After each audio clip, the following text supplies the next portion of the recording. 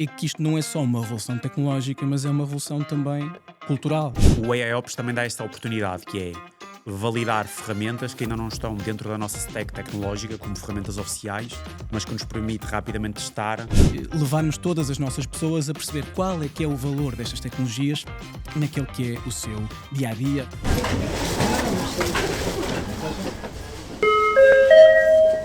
Inteligência artificial chamada à Caixa Central.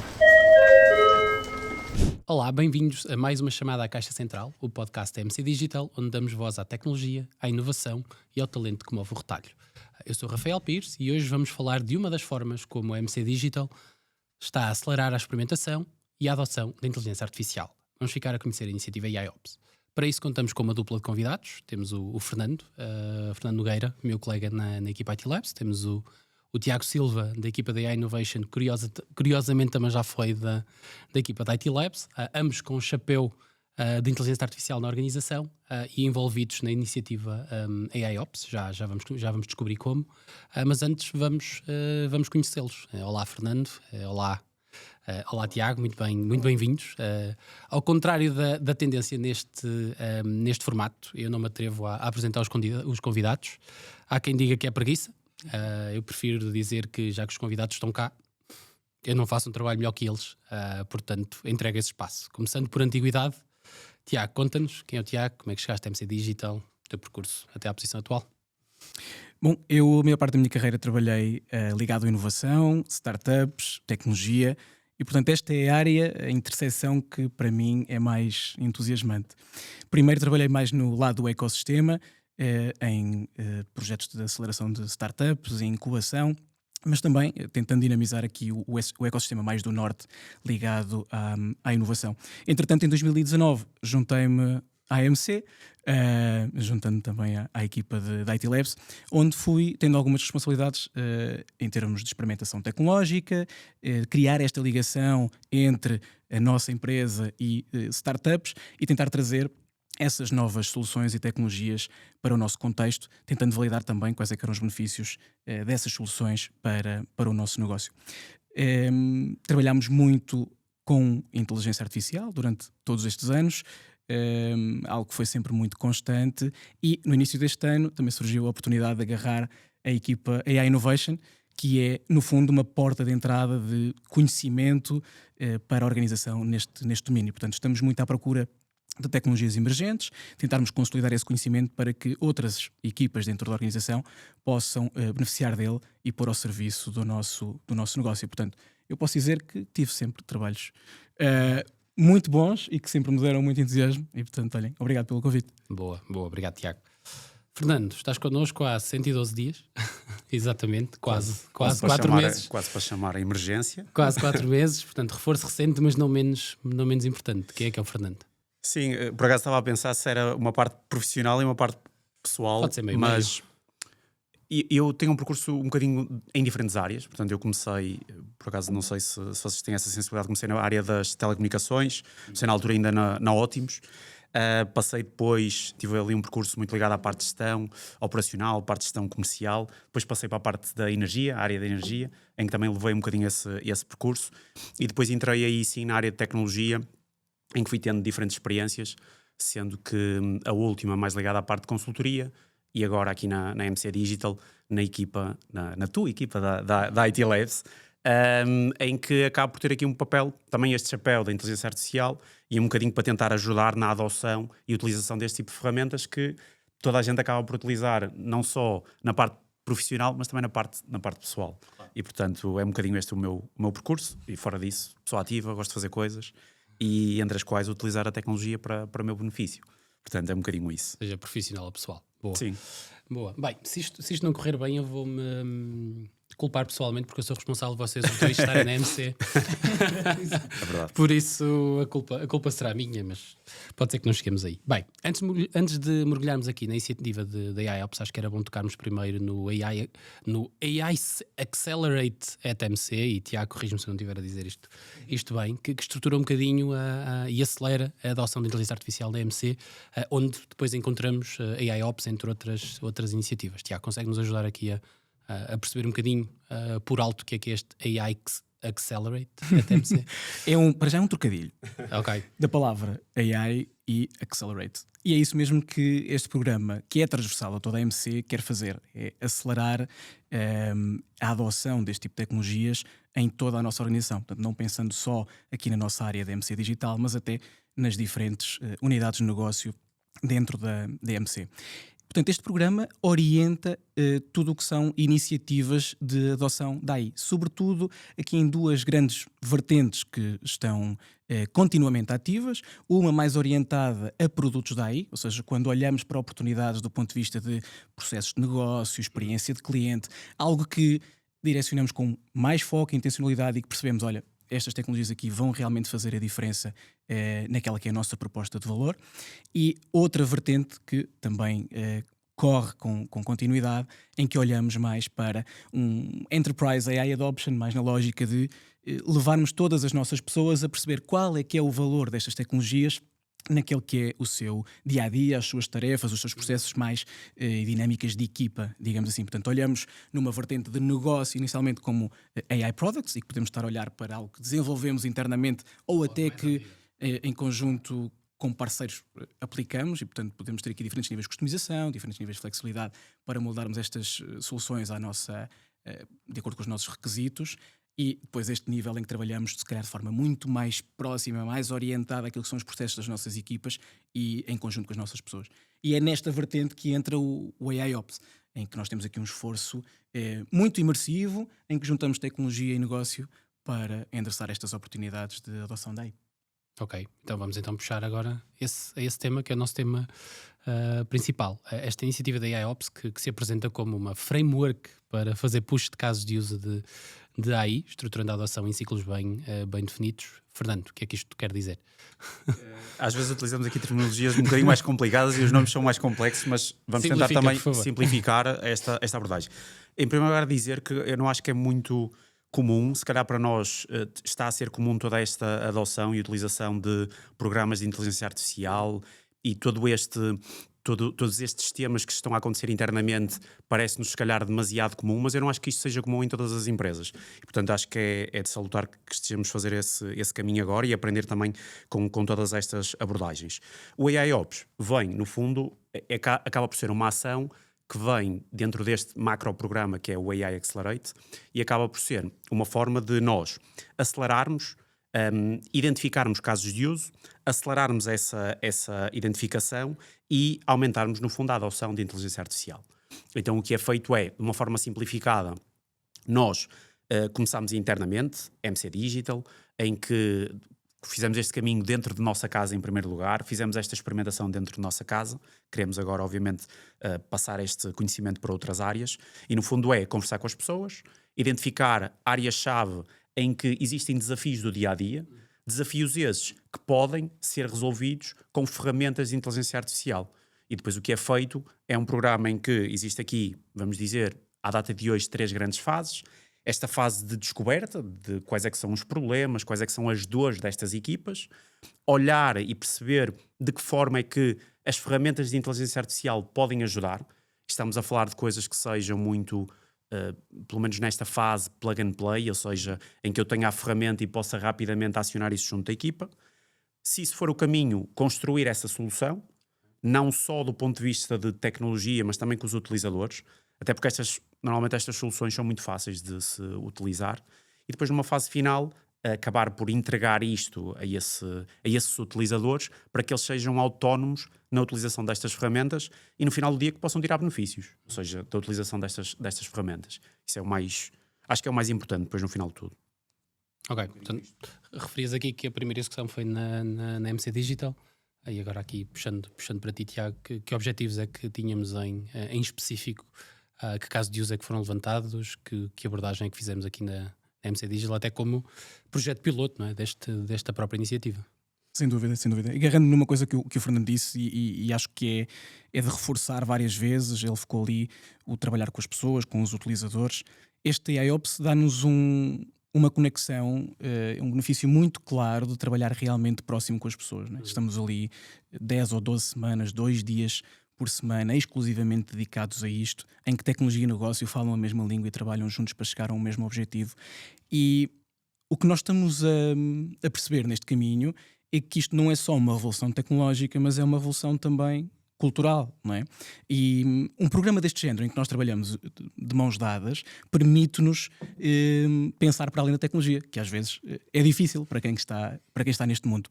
E, portanto, conseguimos perceber as dores realmente, o que é que as pessoas sentem no dia-a-dia, é bom também para trabalharmos noutras dimensões, como a literacia, não é? Porque acaba por ser a alavanca de tudo isto.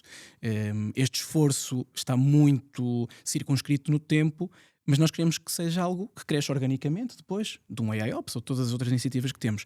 E só assim é que vamos ser bem-sucedidos nesta adoção da AI e, portanto, acho que um dividendo muito bom que tiramos daqui é efetivamente formar as pessoas com quem vamos trabalhando para que elas próprias também tenham não só o conhecimento, mas também a vontade de organicamente crescer, descobrir novos casos de uso, adotar outras soluções. Acho que isso é bastante positivo. Só dar uma nota até nesse seguimento, que é, eu acho que uma das grandes mais-valias também da inteligência artificial é exatamente essa, é não ser a tecnologia a construir a solução e a ser a dona e senhora da solução, mas é ser um facilitador para pessoas que não tenham esse conhecimento a possam utilizar no seu dia-a-dia e possam até construir elas próprias as soluções em si.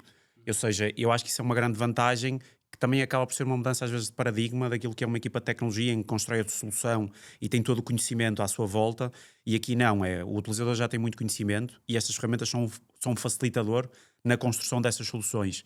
E no fundo, nós acabamos por ser um enabler, garantir obviamente depois todo o governance disto, mas um enabler das pessoas para construírem também de forma autónoma algumas dessas soluções. Esse é um bom ângulo, porque à primeira vista pode parecer que é um programa para nós construirmos essas soluções para as pessoas, não é? E o próprio programa prevê que as pessoas participem ou no limite quase sejam donos da construção da solução com base nessas ferramentas que vocês referiam. Sim, porque no final do dia são elas que também vão evoluir a própria... Por um lado vão construir em conjunto, mas depois são elas próprias que vão evoluir, porque a ferramenta em si, eu posso construir uma ferramenta muito boa, que ela pode ter um tempo de vida de 2, 3 meses, mas ela depois vai precisar de evoluir de alguma forma e tem que ser o utilizador de forma orgânica a evoluir essa própria ferramenta. Isto, obviamente, se estivermos a falar de ferramentas muito específicas para determinadas funções, produtividade individual, etc. Não estamos a falar aqui de ferramentas transformacionais que estejam integradas com diferentes plataformas. Mas sim, é um bocadinho isso. Ok. Querem partilhar um bocadinho o foco na MC Digital, não é? E se calhar os casos de uso ajudam-nos a chegar lá, não é? Nós focámos muito no ciclo de desenvolvimento de software, não é? Querem aprofundar um bocadinho esse caminho que nós fizemos na MC Digital? Sim, olha, o primeiro pensamento foi... nós não sabemos muito bem o que é que um programa destes onde é que ele nos vai levar, que resultados é que vamos ter, então vamos ser nós próprios as primeiras vítimas, digamos assim, no sentido, cobaias. Não me parece a abordagem melhor para aprender. Exato. Então pensámos, ok, a MC Digital deverá ser o nosso primeiro foco, vamos testar esta abordagem com as nossas pessoas e com as nossas oportunidades e vamos ver no que dá. E foi isso que fizemos. Nós reunimos cerca de 13 pessoas durante 12 semanas em que estivemos fechados numa sala. Está tudo não bem? Tiveram fechados 12 semanas. Não tivemos 12 semanas, não, mas dentro do horário laboral tivemos 2 dias por semana dedicados a esta iniciativa e trouxemos pessoas com diferentes backgrounds. Entendemos que é importante ter uma equipa que vem de diferentes domínios para também olhar para os desafios de diferentes perspectivas. Então tivemos desde engenharia, data, quality assurance, product management, segurança, portanto aqui diferentes perfis para nos ajudar a olhar para aquilo que é o ciclo de desenvolvimento de software que eu li há pouco e tentar perceber realmente aqui quais é que são as oportunidades de aplicação da AI que nos tragam, sobretudo, ganhos de produtividade, eficiência, ainda muito focado naquilo que é a produtividade individual das nossas pessoas nas diferentes funções. Então, olhando para este SDLC, o ciclo de vida de desenvolvimento de software, pegando nas fases também que o Fernando dizia há pouco, começámos por mapear este processo de uma ponta à outra. E, portanto, cada pessoa teve a oportunidade de dizer de que forma é que interagia com esse processo. Eu enquanto Product Manager, eu enquanto equipa de engenharia. E, portanto, termos aqui uma visão global, 360, deste nosso processo. Acabamos por identificar cerca de 74 tarefas ou subprocessos dentro deste macroprocesso e que converteu em cerca de 43 casos de uso em que nós dissemos, olhem, efetivamente, aqui a inteligência artificial poderá trazer-nos algum tipo de benefício. 43 em 70 e qualquer coisa... é uma porcentagem grande. Exatamente. Então, a dificuldade a seguir é perceber exatamente onde é que nós vamos colocar as nossas fichas. Claro. Onde é que vamos dedicar a nossa atenção e esforço. Destes 43 tivemos que fazer um trabalho grande de priorização. Portanto, colocar em cima da mesa aquilo que é o potencial valor de determinado caso de uso, mas também o esforço para alcançar esse valor, porque sabendo que temos aqui um tempo reduzido e recursos finitos para endereçar estas oportunidades, tivemos que os ranquear de forma a identificar realmente quais é que são as oportunidades aqui mais que mais se encaixam nesta iniciativa. Acabámos por definir 11 conceitos prioritários, em que desenhámos provas de conceitos, experiências para validar estas oportunidades, em que, no fundo, definimos bem qual é que era o caso de uso, qual é que era o nosso objetivo com a inteligência artificial dentro desta tarefa ou processo, fomos encontrar uma solução que desse essa resposta e depois pusemos a equipa a trabalhar no sentido da validação, não é? Definindo KPIs de sucesso, perceber se encontraríamos esses KPIs no final ou não, para depois desembocar num conjunto de recomendações. Ou seja, o que nós queríamos era descobrir algumas oportunidades que depois também fossem escaláveis, ou seja, não era a tarefa de uma só pessoa, era uma tarefa de um grupo de pessoas dentro da MC Digital. O que quer dizer que teremos que encontrar algo que seja um sucesso para todos, mas também que seja fácil de escalar pelas diferentes pessoas para tirarmos todo esse valor em diferentes domínios da nossa organização. Deixa-me só puxar aqui a cassete um bocadinho atrás no processo. Portanto, houve o levantamento das tarefas, foram criados os casos de uso e depois tivemos que os priorizar. Como é que fizemos esse exercício? Quais são os critérios de priorização? E se calhar dirigi aqui ao Fernando. E depois como é que executamos as POCs? Como é que isso acontece? Assim, e nós vimos aqui a priorização, eu acho que em dois eixos, e o Tiago também depois pode complementar com um exemplo que tivemos na Digital. Por um lado, a dor que o negócio tem em relação a estes processos, ou seja, se é um processo que é de facto material, que é algo que no dia-a-dia deles lhes rouba muito tempo, se é um pain point que eles têm nas suas tarefas diárias, vamos assim dizer. Depois também o volume que esse processo tem, ou seja, é uma coisa que acontece uma vez por mês, é uma coisa que acontece uma vez a cada meio ano, não é uma coisa que eu todos os dias tenho que fazer esta tarefa. Isso é importante, que é para dar relevância àquela tarefa, que pode ser maior ou menor consoante o desafio. E depois há um outro eixo que também me parece relevante, que tem a ver com... Nós estamos a falar de inteligência artificial e estamos a falar de ferramentas que nos facilitem rapidamente, não estamos a falar de um desenvolvimento que vai levar 6 meses a entregar. Tem que haver uma ferramenta que ajude aquela dor que é material. Se não existir, a dor pode ser muito relevante, mas eu ainda não vou ter aqui, se calhar, uma solução que seja específica para isto. Não é enquadrável no programa? Há de ser resolvido de outra forma? Okay, em paralelo com outra iniciativa. Porque muitas das vezes existem dores que não são necessariamente resolvidas com ferramentas de inteligência artificial. Podem ser ferramentas de automação, pode ser outro tipo de solução. E, portanto, então há dois eixos.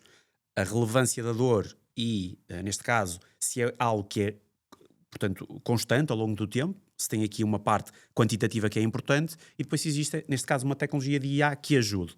E, portanto, a priorização acaba por fazer sentido desta forma. Eu não sei se no programa inicial havia mais algum critério de priorização, mas eu diria que pelo menos estes 2, 3 seriam os principais. Ok. E foram esses critérios usados para chegarmos às tais 11 realizadas. E agora aqui para materializarmos um bocadinho mais, né, nós falámos do ciclo de desenvolvimento de software, mas foram 11 POCs e ia-vos pedir se querem escolher uma cada um e explicar um bocadinho em que é que consistiu, como é que se montou, como é que se executou, quais foram os resultados.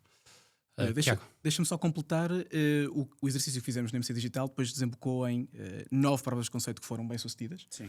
E que foram recomendações de adoção, ou seja, temos confiança dentro dos testes que fizemos. Mas houve um total de 11. Exatamente. Okay. 2 delas entendemos que não tínhamos ainda informação suficiente para recomendar a sua adoção mais em escala e estão agora numa pilotagem um bocadinho mais alargada para ganharmos um bocadinho mais de conhecimento. Mas esse é, no fundo, o output mais, digamos, mais material deste programa é estas recomendações, que depois têm aqui uma série de artefactos que ajudam no plano de adoção, nomeadamente... Eu vou explorar os resultados finais do programa mais à frente. Agora foco na POC. Boa, olha, eu gostei de muitas. Escolhe uma. Um bocadinho visado. Então, uma que eu gostei muito foi relacionada com a monitorização de recursos cloud em Databricks. Ou seja, nós temos hoje um software onde alojamos alguns workflows que desenvolvemos, portanto são programas que nós desenvolvemos e que estão a correr às vezes de forma assíncrona. Portanto, olha, todas as segundas-feiras eu tenho este processo a correr às 9 da manhã, por exemplo. E acontece que os developers destes workflows definem à partida quais são os recursos do ponto de vista da computação, da memória, na cloud, que vão ser necessários para suportar cada uma destas operações. Fruto das diferentes execuções e das mudanças de contexto, etc., estas definições iniciais ou configurações de computação e memória podem tornar-se desajustadas àquele que é o peso agora do workflow ao longo do tempo. Então o que nós pedimos foi que um LLM pegasse a informação destes workflows, nomeadamente as máquinas virtuais, o poder computacional, a memória, o tempo de execução, portanto, vários dados que nós temos sobre cada um destes workflows, para ele nos classificar sobre o ajuste daquela configuração ao workflow. Portanto, ele deveria dizer-nos se estava bem calibrado ou se era necessário fazer um upgrade ou um downgrade. Uma análise crítica ao dimensionamento da infraestrutura para aquilo que era a exigência do workflow. Okay. Exatamente. E, portanto, nós tivemos ali uma análise quase de 8.000 workflows em que quase metade veio com uma classificação de ou upgrade ou downgrade para aproveitarmos melhor os nossos recursos. Depois de fazermos uma intervenção em alguns desses, tivemos conclusões muito interessantes, nomeadamente cerca de 25% na redução do tempo de execução, ou seja, às vezes coisas que demoram 2 horas começavam a demorar muito menos, mas também com uma métrica de custo bastante relevante, cerca de 17% de redução no custo associado aos recursos de cloud nestes workflows, o que é significativo. E nós sabemos dentro da MC Digital que os custos de cloud são algo que nos preocupa muito, claro, e todos os dias. E, portanto, parece que é uma coisa que está longe de um utilizador mais típico, mas ao mesmo tempo é tecnologia que até nos nossos processos de IT nos ajudam muito a monitorizar ao longo do tempo estes nossos recursos de cloud. Okay, boa. Tens também um favorito, Fernando? Assim, muitos? Não, eu para mim os favoritos são aqueles que por um lado são utilizados depois no dia-a-dia e que de facto ajudam. Um deles, nós tivemos vários dentro deste âmbito, obviamente que o Tiago falou está dentro desse âmbito, se calhar aqui mais ligado à parte de Product Management. Nós tivemos um que era para a construção daquilo que é o nosso documento de requisitos, no fundo, que nós chamamos internamente One Pager. E no fundo isto é uma tarefa que claramente os Product Managers têm que dominar e têm que fazer e têm que garantir especialmente a sua atualização consoante novas funcionalidades nos diferentes produtos que nós temos. É uma tarefa que é muito time consuming, é uma tarefa que para todos os efeitos não é interessante, portanto estar a atualizar a documentação é uma tarefa que é pesada e portanto o que nós arranjamos aqui foi o que a equipa que estava associada a isto, portanto são utilizadores, fizeram foi a construção de um conjunto de prompts adaptados em específico àquilo que era o output que nós queríamos, que é o nosso One Pager, em que nós já temos esse template definido. Portanto, isto para o uso deste tipo de ferramentas é o ideal, em que tu tens um input de qualidade de tudo o que é as reuniões de projeto, reuniões com as equipas de produto, etc. Portanto, tens um input muito bom. Construíste um prompt bastante detalhado para dizer exatamente o output que tu esperas e deste também como exemplo e como input também o próprio template que tu queres atingir. E, portanto, o que é possível com isto é tu acelerares a construção daquilo que é o documento de requisitos. O que foi feito foi esta aceleração é construída por partes, não constróis o documento de uma só vez, constróis por partes para também mitigar aqui um potencial problema que acontece no uso destas ferramentas, que é o humano. Nós somos responsáveis pela utilização da tecnologia no final do dia.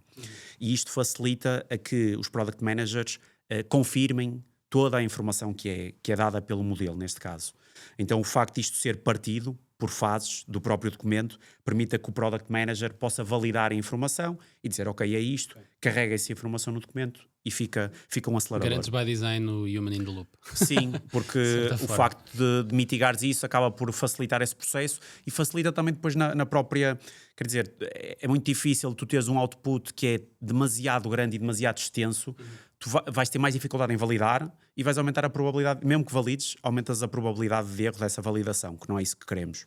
E, portanto, este foi um use case positivo que as pessoas estão a utilizar e agora estamos a tentar também evoluir isso para garantir uma experiência um bocadinho melhor com um próprio assistente, com esse prompt. E acho que foi uma das poucas que correu também bastante bem. E acho que há duas aprendizagens muito concretas aqui relacionadas também com o que o Fernando estava a dizer. Primeiro, esta forma de trabalhar e de repensar os nossos workflows permitem-nos uma certa standardização. Por exemplo, falando nesta parte da descoberta, em que o papel dos product managers é bastante relevante, nós conseguimos, criando templates de prompt, neste caso, tentar tipificar o que é, por exemplo, uma boa user story. Ou seja, o caso de uso a seguir ao que o Fernando dizia, depois de eu fazer o meu documento de requisitos com base em informação que eu recolho de várias fontes, é pegar nessa mesma informação e tentar gerar as user stories, não é? Ou seja, quase transferir uma linguagem de negócio para uma linguagem que os técnicos depois consigam perceber e aplicar no seu trabalho. Portanto, para já, parece-nos que há um encadeamento muito bom entre tarefas, ou seja, se nós tivermos na base uma boa documentação exaustiva, bem detalhada, bem estruturada, isso depois é a primeira peça do dominó que faz derrubar todas as outras. Derrubar num bom sentido, não é? Porque é algo que depois vai acumulando esta qualidade ao longo do tempo. Derrubar com progresso, não é? Exatamente. E, portanto, nós vemos isso com muito valor, este encadeamento e o facto dos LLMs, neste caso, nos ajudarem a estruturar bem a informação. E não quer dizer que eu não remova a nuance do humano aqui, pelo contrário, eu tenho que acentuar o papel do humano aqui enquanto crítico e revisor deste conteúdo. Mas, por exemplo, se eu tiver todos os meus PMs a utilizar esta prompt, por exemplo, um user story vem sempre com um título, uma descrição, o Behavior Driven Design, os critérios de aceitação. Uma série de princípios salvaguardados à cabeça que depois até facilita o trabalho do developer. Exatamente. Ou seja, eu consigo, de uma forma muito simples, entre aspas, colocar trabalhos lado a lado que têm pelo menos a mesma estrutura e permitir também que depois cada PM ajuste ao seu modo de trabalhar, mas esta standardização é muito interessante. O segundo ponto é o contexto. Os LLMs, de facto, precisam muito de contexto. Tudo o que nós deixarmos em espaço em branco, na tarefa que lhe vamos confiar, ele vai preencher com alguma coisa. É espaço para ele inventar, digamos assim. E que é alguma coisa que provavelmente não vai estar alinhada com a nossa expectativa em termos de output. Então, mais uma vez, esta documentação inicial dos nossos produtos ou dos nossos projetos vai fazer com que também tenhamos a informação que o humano validou e que mais à frente o LLM pode usar, seja para a geração de código, seja para a geração de casos de teste. E, portanto, há aqui uma coerência muito interessante ao longo do SDLC quando usamos LLMs para as diferentes funções. E dizer que é engraçado que nós no nosso dia-a-dia, eu acho que às vezes há muitos destes espaços em branco nas interações que as equipas têm, porque há coisas que nós damos por que é um pressuposto, se calhar a outra equipa não deu. O uso deste tipo de ferramentas obriga a que sejamos muito claros naquilo que vamos pedir, naquilo que queremos, não só de formato, não é? As instruções que vamos dar e o contexto que vamos dar de input, mas depois aquilo que queremos como resultado final.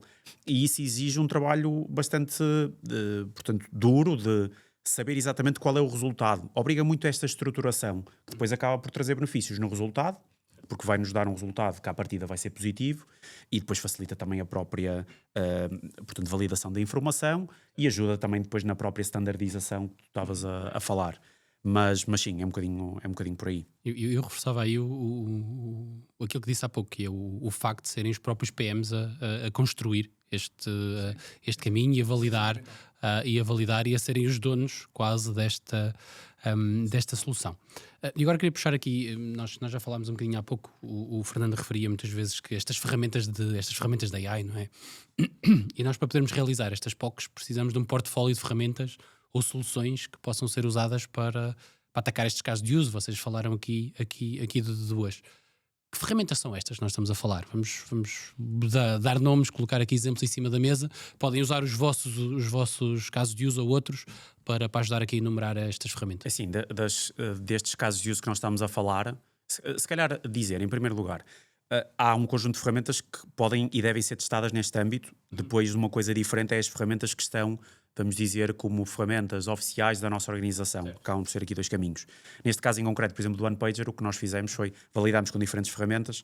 Neste momento, a que foi utilizada foi até mais o Copilot, que ajudou nesta construção. Mas foram validadas outras. Se eu não estou em erro, foi utilizado também o Claude, neste sentido. E podíamos ter utilizado outra, no caso do Gemini também podia ter sido utilizado para isto. Mas no fundo o AIOps também dá esta oportunidade, que é validar ferramentas que ainda não estão dentro da nossa stack tecnológica como ferramentas oficiais, mas que nos permite rapidamente testar e ver se são as ferramentas adequadas para este tipo de soluções. E o que a realidade nos diz é que nós vamos acabar por ter diferentes ferramentas para diferentes casos de uso, escolhendo essas as que são mais adequadas. No caso do OnePager foi um bocadinho esse o caminho. Testamos o Copilot e testamos pelo menos mais uma que foi o Claude para perceber esta integração, sabendo que algumas depois permitem-te fazer integrações, se calhar, mais simples do que outras. Depois há aqui outros temas em relação à experiência de utilização das próprias ferramentas. Não sei se queres adicionar mais algumas que foram partilhadas. Olhámos, por exemplo, para o Figma e uma nova funcionalidade que se chama Make. No fundo, o Figma é o software em que nós desenhamos as nossas interfaces e experiências digitais, muito utilizado pelos nossos designers, e onde também alojamos o nosso design system, ou seja, toda a nossa identidade gráfica está lá. Mais uma vez, puxando aquele ponto que eu dizia do contexto aos LLMs, o Figma posicionou-se muito bem para esta ferramenta do Make, que basicamente é eu, em linguagem natural, pedir-lhe uma aplicação, um site, e ele dá-me uma interface, mas uma interface que é funcional, ou seja, eu posso clicar e ter ali uma determinada experiência.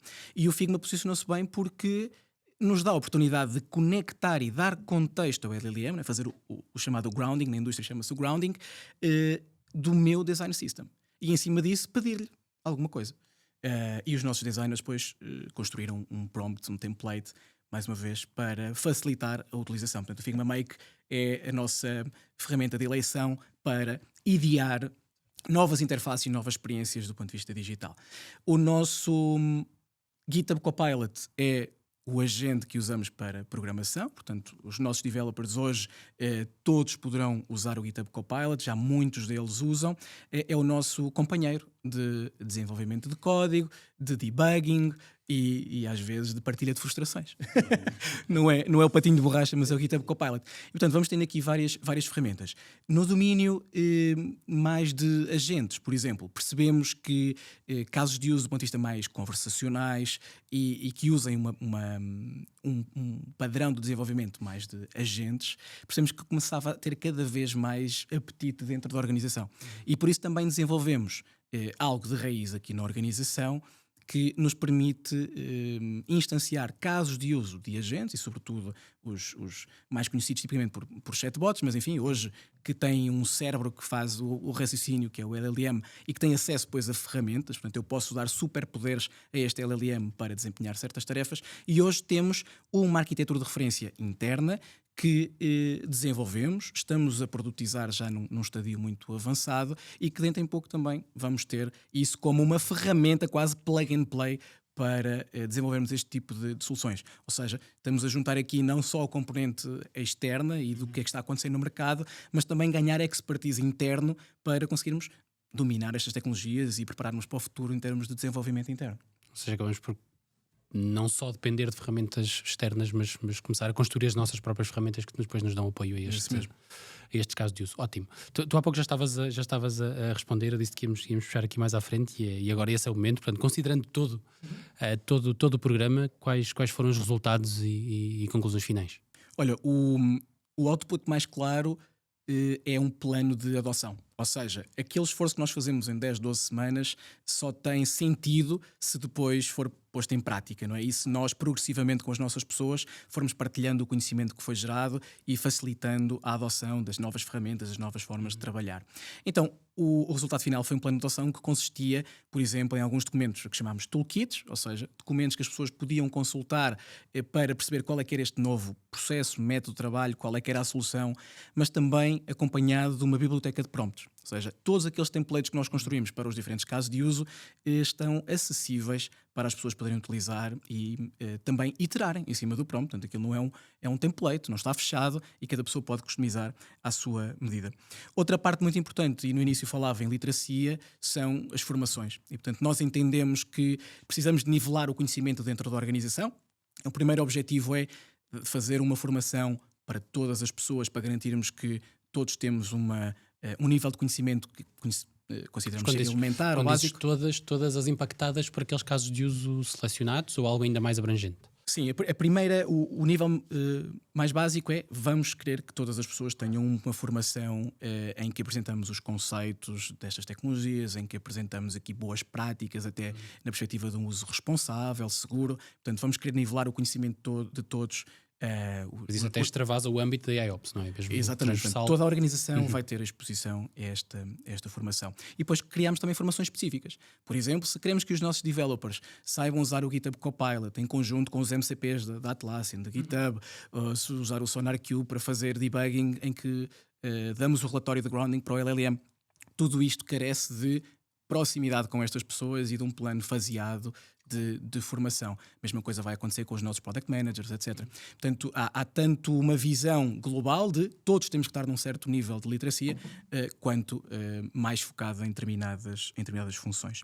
E, portanto, vamos agora nestes meses, e já estamos, e o Fernando muito ativamente aqui a puxar por isto, estamos neste momento nesse plano de adoção. Ou seja, ver com as nossas pessoas, com as nossas equipas, dar formação, para que eles também utilizem os prompts, para que eles reconheçam os toolkits e usem no seu dia-a-dia. Sim, e dizer, ou seja, no final do dia, estes casos de uso que nós fomos desenvolvendo e que tiveram feedback positivo, e eles são, atrevo-me a dizer que eles só são úteis se eles forem utilizados, no final de contas. E para ser utilizados, eles devem ser utilizados de forma orgânica, ou seja, aquilo tem que fazer sentido no dia-a-dia das pessoas, tem que ser um facilitador. E a base formativa é crítica, que é para as pessoas terem conhecimento de como se pode utilizar. Foram feitas formações específicas para cada uma destas POCs, foram formados os utilizadores-alvo. Ou seja, a POC, por exemplo, que falamos do OnePager, que é uma POC mais ligada a Product Management, houve outras POCs também para esses utilizadores, foi feita uma formação específica em que lhes foi apresentado o que eram os deliverables, o que eram os toolkits e como é que podiam tirar o máximo partido. Isso é a primeira fase. Depois há uma formação, como o Tiago estava a referir, que pode ser mais ligada à inteligência artificial ou mais ligada à ferramenta. As ferramentas, pelo menos oficiais, que nós utilizamos. E depois é o acompanhar no dia-a-dia estas pessoas e perceber, tanto de forma quantitativa como de forma qualitativa, qual é o feedback da utilização. E quer dizer, isto é o grande, pelo menos é um dos grandes temas de tudo que é inteligência artificial. É como é que nós vamos medir e como é que nós vamos monitorizar isto. Nestes casos em concretos, um dos caminhos que nós achamos que faz sentido é a proximidade das pessoas, sendo que temos aqui um conjunto também de power users identificados que nos ajudam a dar um bocadinho mais de sumo qualitativo da real utilização, que são pessoas normalmente séniores nas funções e que estão a utilizar estas ferramentas, digamos assim, no seu potencial máximo, acompanhá-las, evoluir, porque a ferramenta, se nós olharmos para... Vamos falar até do Copilot, o Copilot e outras ferramentas, quer dizer, todas estas ferramentas evoluem de semana para semana. Aquilo que nós construímos, o final deste nosso projeto foi há coisa de um par de semanas, há coisa de um mês, mais coisa, menos coisa, as ferramentas já evoluíram. Portanto, daqui a um mês as ferramentas vão continuar a evoluir. Daqui a 3 meses igual. Portanto, tudo isto tem que ser muito orgânico e evolutivo e precisamos da ajuda dos utilizadores para evoluir também os toolkits, para evoluir eventualmente o agente que foi criado, que possa facilitar na construção deste OnePager, etc. Portanto, contamos muito com a ajuda dos utilizadores, porque senão é mais um processo, e é mais um processo que precisa de ser governado, e isto tem que estar na mão das pessoas, mais uma vez falando do AIOps, em que nós estamos a falar de coisas que são ferramentas para o dia-a-dia e para determinadas tarefas de determinadas funções, ok? E é um bocadinho este o caminho que estamos a fazer. Sim, e o que falavas dos KPIs acaba por ser um ponto... difícil, não é? Medir estas coisas. Produtividade neste tipo de iniciativas. Medir produtividade de forma geral é difícil e algumas das tarefas ainda se apresentam como um desafio ainda maior. Mas estamos a ver isto em 3 grandes dimensões. Uma dimensão de aprendizagem, ou seja, estamos a fazer formação, quantas pessoas estão a participar, ou seja, uma ótica de exposição à informação. Uma segunda ligada à adoção, ou seja, vamos ver as ferramentas que nós hoje disponibilizamos, as pessoas estão ou não a utilizá-las, se não estão, porquê, e sermos também reativos nesse sentido. E a terceira dimensão é impacto. Não é? E, portanto, não queremos fazer isto no vazio, queremos, obviamente, que tenha repercussões no nosso negócio e na atividade da nossa empresa, e por isso também queremos ter um foco de, ok, isto está a mexer a agulha ou não, isto está a fazer a diferença, para também termos aqui feedback sobre o valor que extraímos deste tipo de iniciativas. E também isto é desafio, se nós olharmos para alguns destas provas de conceito e algumas destas soluções que nós estamos a criar, isto acaba por ser um desafio porque muitas destas tarefas, à data de hoje, elas não são medidas, são tarefas que acontecem no dia-a-dia de uma determinada função. Então, isto faz parte do meu trabalho diário. Eu tenho uma tarefa que me rouba bastante tempo, mas esta tarefa em si, ela não é monitorizada. E, portanto, isto torna difícil fazer um comparativo do que era antes e o que é agora. Claro que há outras tarefas que é muito mais fácil fazer isto. Se estivermos a falar da parte de gestão de projetos, em que podemos ter timings, nós utilizamos internamente o Gira. Se nós tivermos timings para evoluir um determinado projeto, conseguimos comparar o antes e o depois, isso facilita, mas outras, isso torna-se mais difícil e, portanto... Quanto mais individual é a tarefa, mais difícil é Sim, ter, ou seja, a ter esse inteligência tipo artificial pede muito esta métrica. medição, não é? Para ver se o investimento faz sentido, mas existe também que existe uma mudança de comportamento daquilo que é também a medição de algumas funções e de algumas tarefas, acima de tudo. Porque, quer dizer, hoje em dia nós utilizamos o e-mail, utilizamos o Excel, nós não medimos o tempo de utilização, apesar de ser possível, e portanto sabemos que é um facilitador. E portanto esta tecnologia acaba por trazer este desafio para cima da mesa.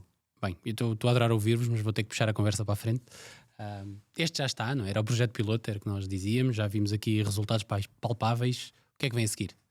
É assim, o que é que eu diria? Se calhar duas vertentes.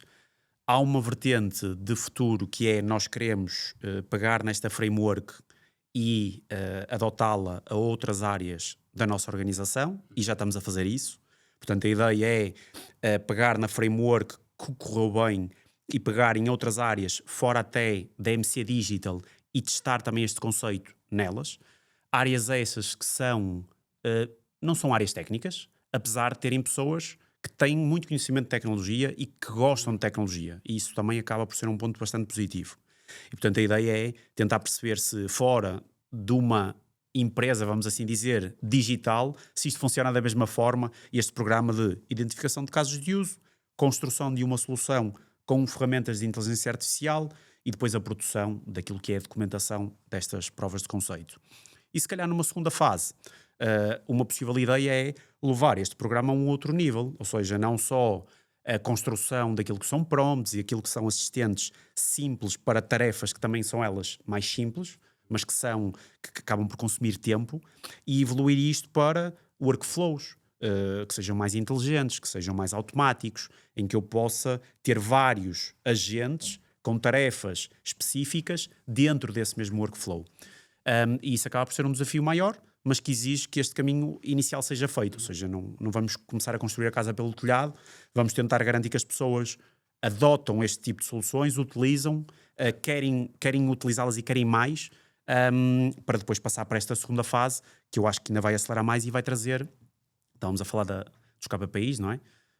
Provavelmente é um AIOps, este, vamos dizer, 2.0, que poderá trazer ainda mais valor, porque vamos estar a automatizar mais e a tornar processos mais inteligentes do que tarefas mais pequeninas. Acho que é um bocadinho esse o caminho para já. Não sei se podemos avançar o que é que está em curso, se calhar não as áreas, mas não é? Nós fizemos o que é que vai acontecer a seguir, não é? Porque a ideia do AIOps é efetivamente replicarmos depois o modelo, não é? Sei que já há iniciativas em curso de replicação. Sim, ou seja, temos duas áreas internas que vamos replicar, a área de People e a área de ABS, e a ideia é já na próxima semana arrancar com esses programas. Nós, e isto para quem nos está a ouvir, não é? Acho que isto também é importante, que é nós devemos pivotar aquilo que estamos a fazer. Pivotar no sentido de nós temos um modelo, temos esta framework que nos estrutura neste processo de identificação de casos de uso e aplicação da tecnologia. Mas este processo não tem que ser estanque. Uma das coisas que já foi feita foi a redução do tempo do próprio projeto. Nós, numa fase inicial, eram 12 semanas, tinhas referido, agora reduzimos para 10. Queremos também reformular as pessoas que estão dentro da própria equipa, neste caso da área de tecnologia, para ajudar os utilizadores.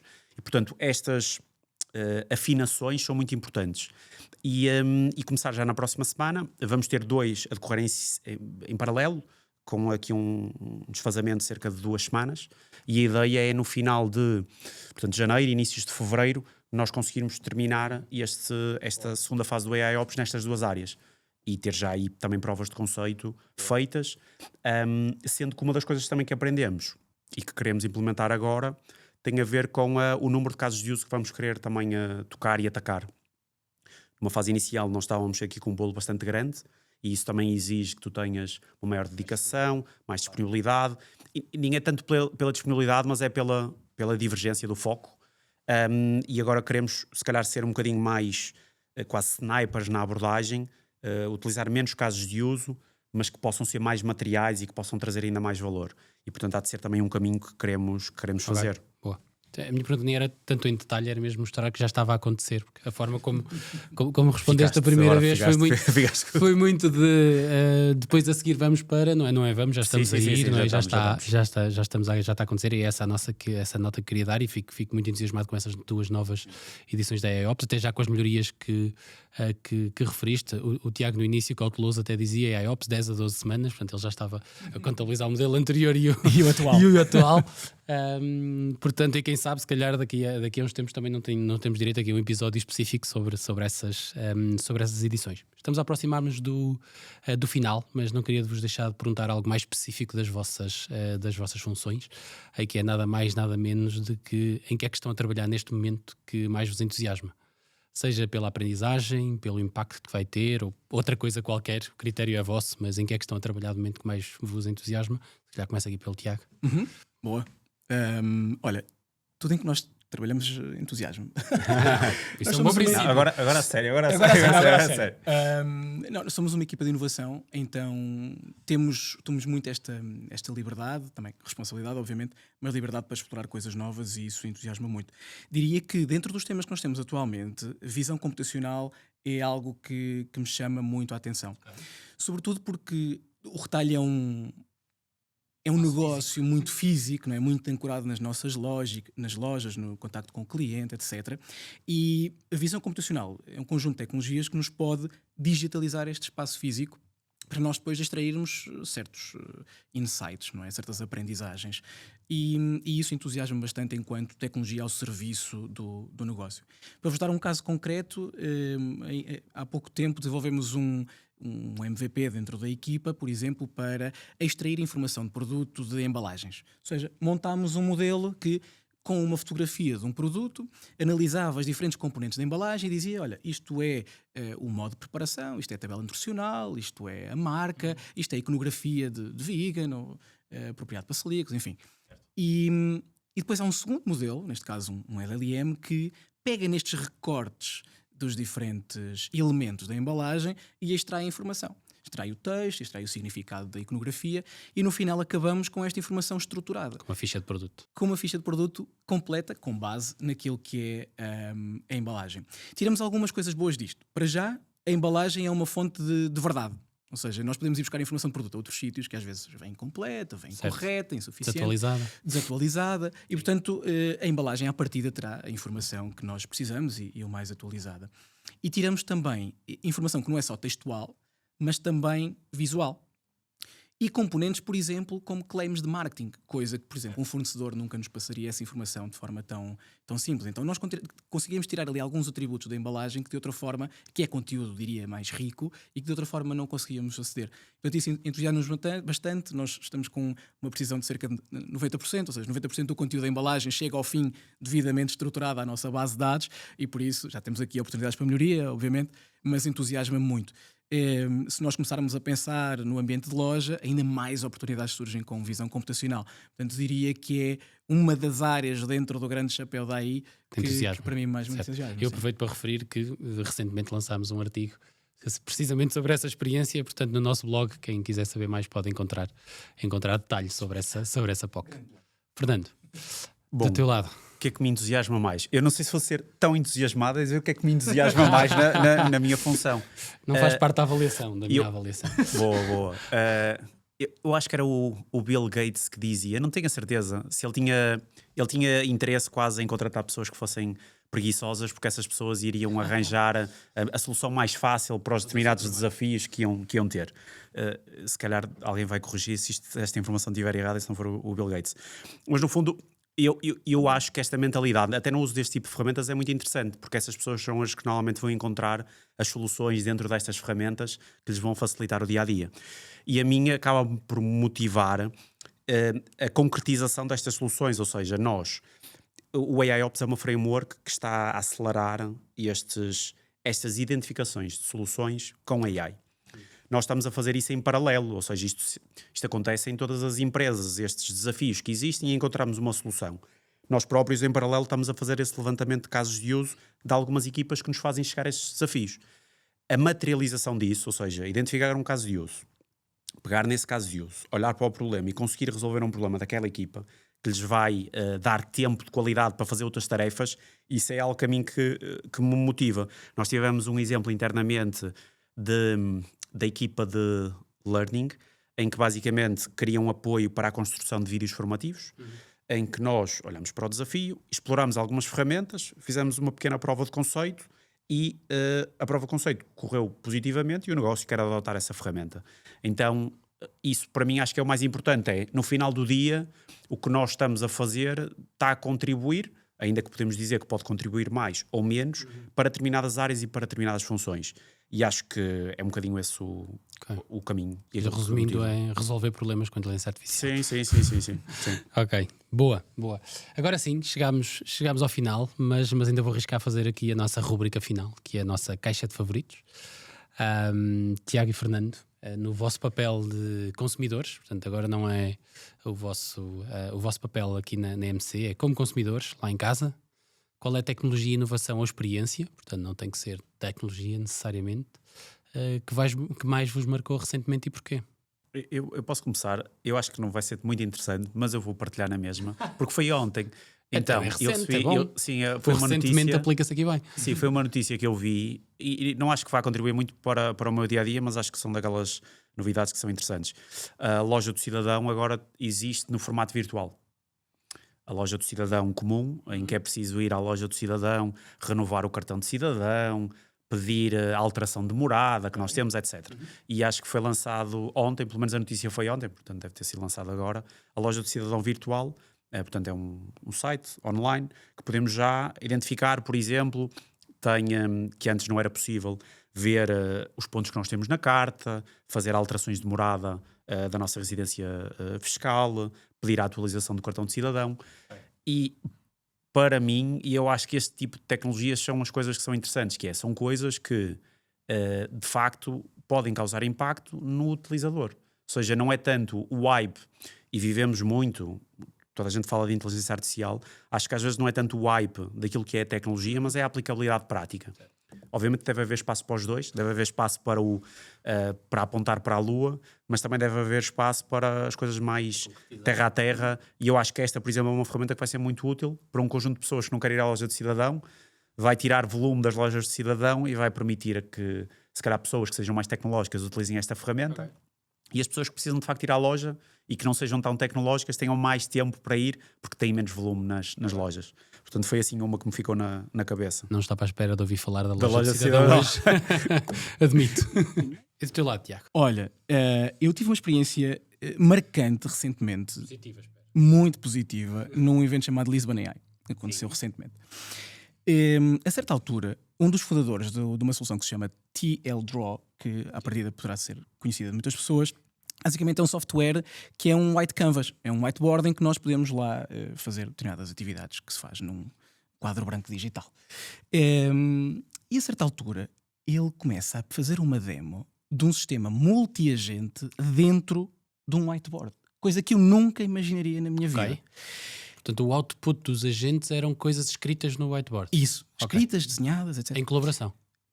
Isso é que era o impressionante. Ou seja, primeiro, o agente dele era uma fadinha, era um desenho de uma fada, e ele podia dizer, isso para mim já foi brilhante, mas ele podia dizer, olha, 10 fadinhas vêm agora trabalhar comigo nesta parte do canvas. E dava-lhes uma tarefa. A tarefa que ele deu foi, por exemplo, eu quero um PRD, eu quero um documento de especificação de requisitos de um produto. E as 10 fadinhas, autonomamente, só com base na descrição desta tarefa, começaram primeiro por fazer uma lista de afazeres. Depois... Em colaboração. Em colaboração. Só para reforçar. É surreal. Ou seja, uma das fadinhas era a fadinha orquestradora. Okay. Portanto, era aquela que devia de liderar o esforço, fazer esta to-do e distribuir trabalho. E nós estamos habituados a falar em agentes e colaboração de agentes, mas é uma coisa que acontece no éter, não é? São linhas de código que estão a correr numa máquina, algures, e nós não vemos isto fisicamente a acontecer. Materializar-se, sim. Só o E output, não é? Exatamente. O mais impressionante ali é que nós víamos aqueles serzinhos a interagir e o conteúdo a ser gerado ao mesmo tempo. E acontecia coisas engraçadas como uma fadinha saber que agora tinha que fazer a descrição, outra a tabela de resíduos, etc. E sabiam também que deviam trabalhar em certas coordenadas do whiteboard. Ou seja, elas no espaço físico, virtual, digamos assim, tinham que saber qual é que era o posicionamento de determinada fadinha para o seu conteúdo começar a ser criado abaixo. E a certa altura aquilo deu confusão, porque o conteúdo começava a ser criado um em cima do outro. Estava muito... E nós víamos, mais uma vez, autonomamente, as fadinhas a puxar o seu conteúdo para baixo quando viam que a fadinha anterior tinha escrito em cima. Portanto, eles corrigiam à medida que iam percebendo que erros estavam a acontecer. Portanto, para mim foi marcante ver isto de uma forma tão visual. E depois o founder depois pegava em 3 das fadinhas, dava-lhes uma nova tarefa. Olha, vocês agora vão desenhar aqui a jornada do utilizador aqui em cima, enquanto as outras 7 continuam no PRD. Portanto, tudo isto foi brilhante do ponto de vista visual, porque é uma forma muito interessante de ver a colaboração entre agentes, e também ver a autonomia que este tipo de sistemas podem ter e até da sua articulação num espaço virtual, coisa que para nós não é habitual. E portanto achei muito interessante a base ser um white canvas e não estava nada à espera de ser surpreendido por um tipo de soluções deste Eu género. não me recordo de ver nenhuma demo com esse nível de sofisticação em termos de colaboração entre agentes também, portanto, boa, vou querer o vídeo. Não sei se é público para já, mas ele fez a demo no evento. Ok, Fiquei maravilhado. Vamos procurar. Muito obrigado. Concluímos assim mais um episódio da nossa Caixa Central. Tiago Fernando, esta conversa foi bastante esclarecedora. Podermos partilhar como é que estamos a acelerar a experimentação e a adoção, acho que foi bastante bom e conseguimos provar aqui hoje que a AI não é apenas hype, que temos resultados com algumas das vossas partilhas. Portanto, muito obrigado por esse contributo. Quem nos ouve lá em casa, fiquem atentos às próximas chamadas. Obrigado por estarem connosco. Vamos continuar nas próximas chamadas à Caixa Central a explorar o que move a MC Digital e o retalho. E não se esqueçam, temos mais conteúdo no blog. Link na descrição. Até já!